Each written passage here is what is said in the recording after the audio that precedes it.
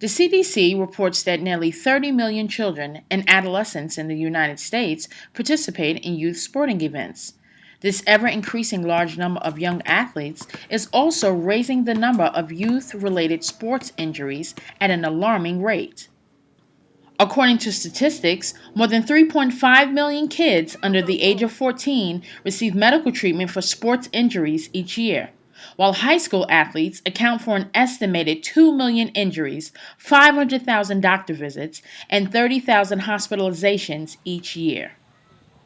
Sports injuries are so high among youth, probably because there is just such a high competition level within this population.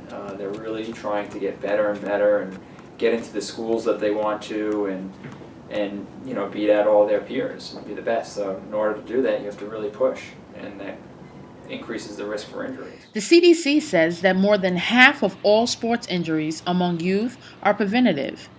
So what are some measures that can be taken to lower the amount of sports injuries among our youth?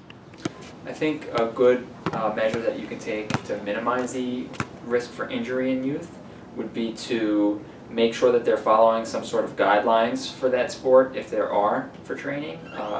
Others would be to make sure that your coaches or whoever you're working with has some sort of qualification that makes them fit to be able to tell you what to do safely, and to just listen to your body. If something doesn't feel right, don't push through it.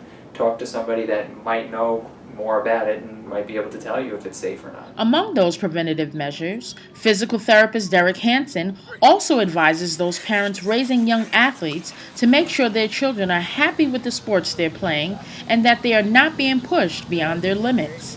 Make sure that they're enjoying it, make sure that they're doing it safely, make sure that they're doing it smart, make sure that they're not pushing beyond their limits.